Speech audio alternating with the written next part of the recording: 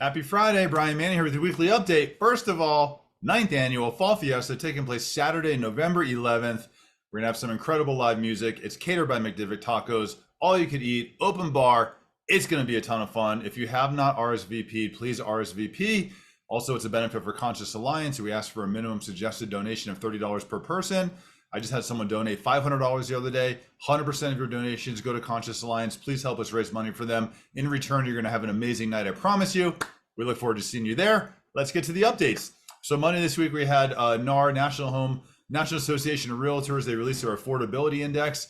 This went down from 93.9 down to 91.7. It's the lowest number since 1989. Listen, we know that affordability has been challenged because we've had interest rates rise. We've had home prices go up. We've had home prices remain steady. The challenge with their index and the methodology behind it is that they use median income across the country. So, if you have a really wonderful person that's working at a fast food restaurant at minimum wage and they couldn't buy a home, they're going to be part of this equation and they're going to be impacted by the affordability index here. So we know affordability has changed, but incomes have gone up as well over the last several years. And I'm not questioning it. I understand rates have moved higher. But I do question the methodology behind it with using the median income across the country. Tuesday this week, we got retail sales. Retail sales were stronger than expected, up 0.7%. This is for the month of September. It definitely was a mover in the markets because the markets were looking at this and they're just saying, hey, the U.S. consumer is still spending. It's a very robust economy. What is this going to do for the Federal Reserve? How do they look at this? And it definitely was a market mover, something we need to keep an eye on there. Wednesday this week, we got NAHB. This is National Association of Home Builders. This gives us consumer confidence, or excuse me, builder confidence for the month of October. This moved from 44 down to 40. So this is in a range of 0 to 100. Anything above 50 is considered growth.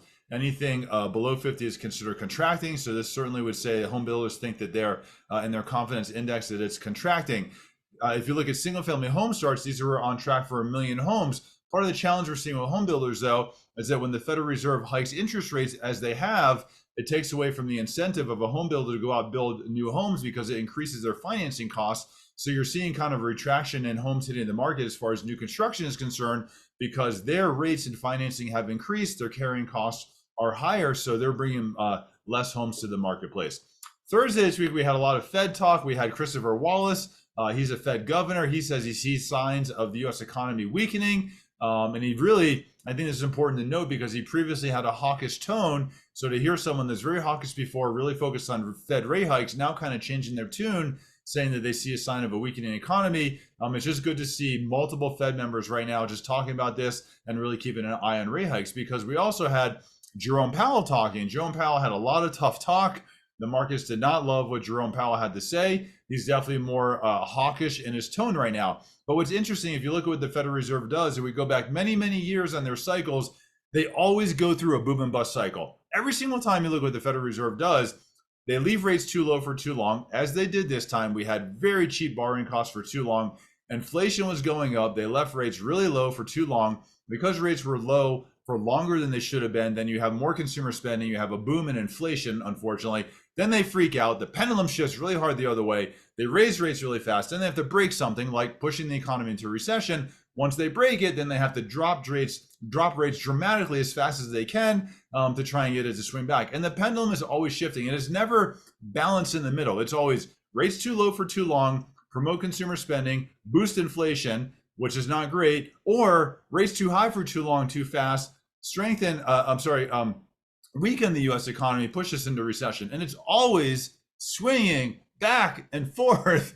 And it's never just kind of balanced right in the middle. They've done this over and over and over through many cycles. The good news is every time they do this, they hike rates, they push us into recessionary pressures. If you look all the way back to the 50s, when you experience recessionary pressures, mortgage rates go down and housing usually does typically well. So we'll have to wait and see what happens. But we're definitely going through these boom and bust cycles. We also had Raphael Bostic on the news today talking about the economy. He is not a Fed voting member, but a lot of people pay attention to what he has to say because he's a Fed governor. And Raphael Bostic, a little bit conflicting. He was saying that, I think we've done enough to hike rates. We probably don't have to hike anymore. And when asked, when we're going to see rates lower, the first comment he said was the middle of next year. The second comment he said was the end of next year. Well, that's a little bit conflicting in the answer there, so we'll have to wait and see. But it is good to see some Fed tone out there that's a little bit more dovish, saying, hey, I think we might be done with rate hikes. Let's see what happens with the U.S. economy. I'm around all weekend. If you have any questions, let me know. If you want to learn how we're closing purchase transactions in 15 days, give me a call. Happy Friday. Have a great day.